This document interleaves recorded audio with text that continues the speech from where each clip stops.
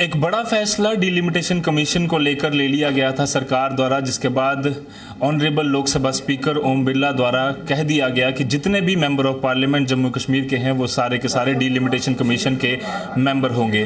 पर उसके बाद कल जिस तरह से एक बड़ा फैसला नेशनल कॉन्फ्रेंस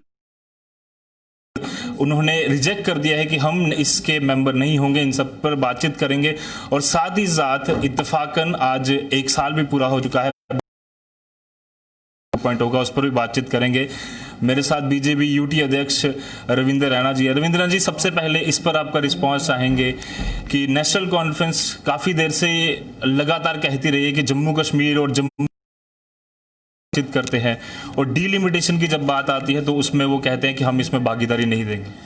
डीलिमिटेशन आयोग वो जम्मू कश्मीर के रीऑर्गेनाइजेशन के बाद बना है, और ये एक बहुत इंपॉर्टेंट आयोग है, कमीशन है, जो जम्मू कश्मीर के अंदर असेंबली की सीटों को पुनर्निर्धारित करेगा। और इसमें सुप्रीम कोर्ट के एक रिटायर्ड ऑनरेबल जस्टिस हैं मैडम देसाई जी। एक member election commission of India के हैं मिस्टर चंदन, एक जम्मू कश्मीर एडमिनिस्ट्रेशन की द्वारा अपॉइंट होंगे जी। और उसके साथ साथ जितने भी चुने हुए मेंबर पार्लियामेंट्स होते हैं, ये मेंबर्स होते हैं, इसलिए ये बाय नेम नहीं होती है, ये आपकी बाय डेजिग्नेशन होती है, आप किस पोस्ट पर हो। उसमें member parliament Udhampur Kathua Doda, Udhampur parliament Jammu Poonch, member parliament Srinagar parliamentary seat, MP Baramulla, MP Anantnag, वो बाई जो रेस्पॉन्स कारण से होती है। इसमें नाम मैटर नहीं करता है, चूंकि वो चुने हुए हैं, और चुना हुआ कोई भी होगा मेंबर पार्लियामेंट, वो इस परिसीमन आयोग का एक्स ऑफिशियो मेंबर है। इसमें एमएलएस भी मेंबर होते हैं, लेकिन चूंकि जम्मू कश्मीर की विधानसभा नहीं है, कुछ नाम हालांकि नॉमिनेट किए जा सकते हैं जी। तो लेकिन अगर ये ओम बिरला जी ने सभी मेंबर पार्लियामेंट्स को अगर परमिशन दी है, तो चुने हुए मेंबर पार्लियामेंट्स हैं, और ये सबकी रेस्पॉन्सिबिलिटी है। अब उसके बाद कोई निर्णय करता है मैं इस आयोग का हिस्सा बनूंगा नहीं बनूंगा, ये उसकी मर्जी है। आपको लगता है कि इससे फर्क पड़ेगा कुछ, कि वो कश्मीर की बात जो रखनी चाहिए वो नहीं पड़ेगा? अपनी बात अगर रखते तो अच्छा होता, इसीलिए तो कानून ने सबको ये मौका दिया है ना। लेकिन वो भाग रहे हैं, पता नहीं सच्चाई से भाग रहे हैं, क्या कारण है जिसके कारण से वो भाग रहे हैं। डिलिमिटेशन बंद किया गया था कि अब हम जम्मू कश्मीर में डिलिमिटेशन 2026 में कराएंगे। उस समय भी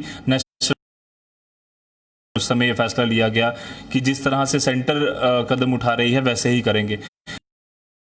नेशनल कॉन्फ्रेंस ने रिजेक्ट कर दी है 370 की आड़ में, तो इसको क्यों रखा गया था? और अब जब ये सियासत खेली जा रही है, कितना सही तो ये वो पुराने वाले सब लॉज वो कैंसिल हो गए जी।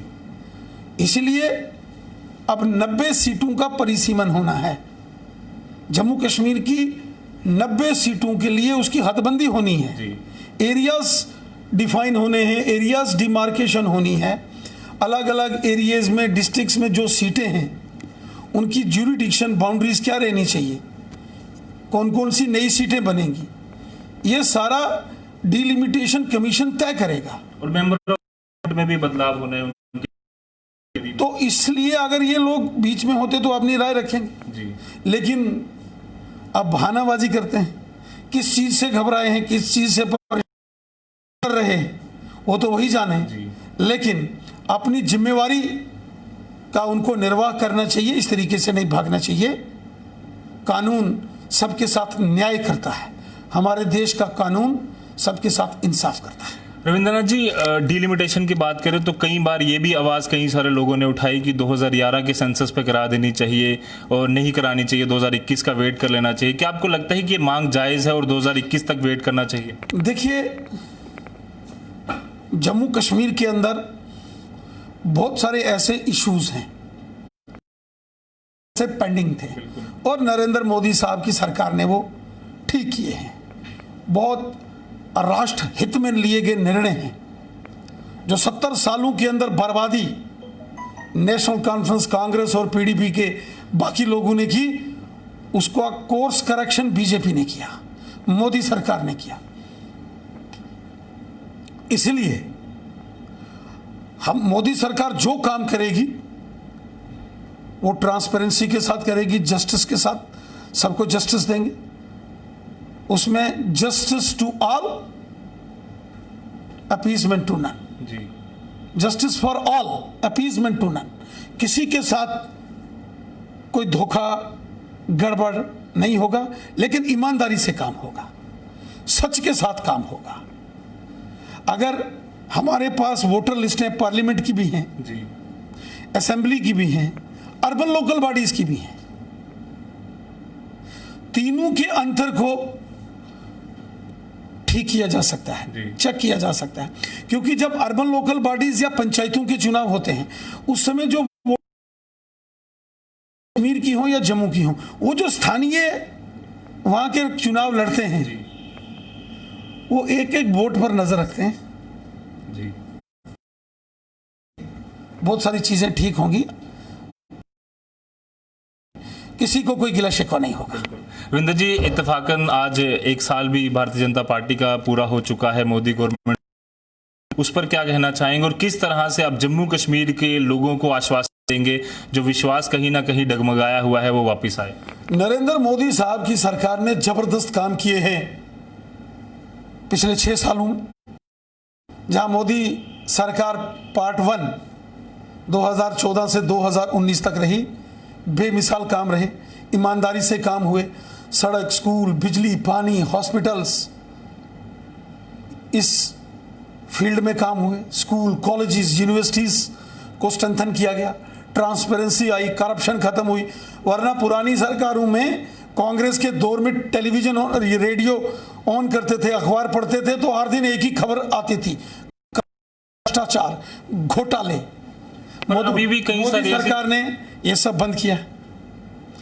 और 2000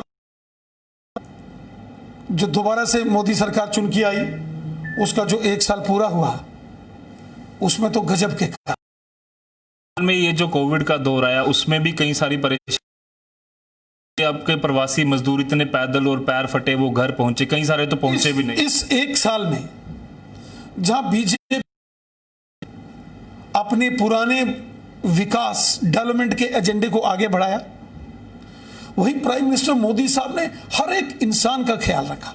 मोदी साहब जब बात करते हैं 130 करोड़ हिंदुस्तानियों की बात करते हैं। पर वो जो गरीब, उनकी बात प्रधानमंत्री नरेंद्र मोदी ने भाषणों में नहीं की। मैं जरा पूरा अपना स्टेटमेंट पूरा कर दूं, फिर आप अगला क्वेश्चन करें तो ज्यादा ठीक रहेगा, ताकि मेरे को भी बात पूरे करने का मौका लगे। मोदी सरकार ने सबका साथ, सबका विकास, सबका विश्वास, इस मिशन के साथ काम किया। महिलाओं को मुफ्त गैस के सिलेंडर कनेक्शन दिए गए, किसानों के खातों में किसान सम्मान निधि का पैसा डायरेक्ट ट्रांसफर हुआ, जो जनधन के अकाउंट्स थे, प्राइम मिनिस्टर आवास योजना, गांव-गांव के अंदर घर बनाने की योजनाएं, स्वच्छ भारत मिशन, स्वच्छता अभियान, बेटी बचाओ बेटी पढ़ाओ अभियान, ऐसे बहुमूल्य कार्य, ऐतिहासिक कार्य नरेंद्र मोदी साहब की सरकार ने किए। और उसका सीधा लाभ गरीब, मजदूर, किसान, गांव का, शहर का, हिंदू, मुस्लिम, सिख, ईसाई, महिला, पुरुष, बच्चे, बुजुर्ग, सबको हुआ है। अब चूंकि पिछले 2 महीने से एक ऐसी परिस्थिति बन गई, लॉकडाउन और कोरोना वायरस, आपने देखा होगा अमेरिका जैसा दुनिया का सबसे ताकतवर देश भी कोरोना वायरस ने धराशायी करके रख दिया। फ्रांस, ब्रिटेन, इसलिए इस चीज पर थ्रस्ट दिया गया, लेकिन बहुत सारी जगहों से शोशाबाजी हुई, रूमर्स आए, लोग मजदूर घरों से बाहर निकले, फिर पैदल चलना शुरू हो गया और उसके लिए भी बार बार अपील की गई। लेकिन चूंकि बहुत लंबे समय तक एक स्थान पर रहना मुश्किल था जी। तो फिर सरकार ने ट्रेन्स, बसेस, हमने भी जम्मू कश्मीर से जो बाहर फंसे हुए 70,000 से ऊपर लोगों को निकाल के हम लाए हैं जी। लेकिन अभी भी 20-25 हजार बाहर लोग फंसे हैं, उनको भी लाएंगे। धीरे धीरे रेल्स, हवाई सेवाएं, बसेस ये चलना शुरू हुई हैं। मजदूर जो पैदल निकलना शुरू हो गए थे, हमारे राष्ट्रीय अध्यक्ष जेपी नड्डा जी ने कहा रास्ते में उनके लिए लंगर, भोजन, पानी, सैनिटाइजर्स उनकी व्यवस्था की जाए। फिर अगर आपके पास लोकल गाड़ियां हैं उनको हेल्प की जाए, कहीं कहीं वो व्यवस्था हमको भी करना पड़ा और हम उनके लिए चिंतित हैं, हमें भी तकलीफ है, लेकिन हमारी लड़ाई कोरोना से है। एक कोरोना तो हम सब रहेंगे, हमारा घर, हमारा परिवार, हमारा देश रहेगा। बिल्कुल। जाते जाते आपके इलाके में काफी समय से ट्रेन की मांग कई सारे लोग कर रहे हैं कि वहां तक एक ट्रेन जाए, कब वो सपना पूरा होगा? देखिए, ये तो मेरा भी सपना है जी। और हम कोशिश कर रहे हैं, उसका सर्वे चल रहा है। एक बड़ा प्रोजेक्ट है, एक को सड़क 2, 4, 10, 15, 20 किलोमीटर सड़क बनाने जैसा कार्य नहीं है। यहां से लगभग ऐसा मान के चलिए कि 250 किलोमीटर तक का सफर होगा। बिल्कुल। तो उसके लिए प्रोजेक्ट बन रहे हैं और उम्मीद करता हूं कि इस पर जल्दी काम होगा। धन्यवाद हमसे बातचीत करने। काफी ज्यादा बातें हमने कर ली डिलिमिटेशन कमीशन के ऊपर। जो फैसला है वो कहीं ना कहीं उनका निजी मामला है और किस तरह से अब आने वाले दिनों में उस पर सियासत खेली जाएगी ये आने वाले दिनों में पता चलेगा। बट साथ ही साथ भारतीय जनता पार्टी का जो 1 साल मोदी गवर्नमेंट 2.0 का पूरा हुआ है वो कहीं ना कहीं उम्मीद है कि आने वाले दिनों में कई और डेवलपमेंट्स के काम ना सिर्फ पूरे देश के लिए, जम्मू कश्मीर के लिए भी होंगे। फिलहाल के लिए दीजिए इजाजत, बाकी खबरों के लिए आप बने रहिए द न्यूज़ नाउ के साथ। वीडियो जर्नलिस्ट अंकुर सेठी के साथ Rajat Vora, the News Now Jammu.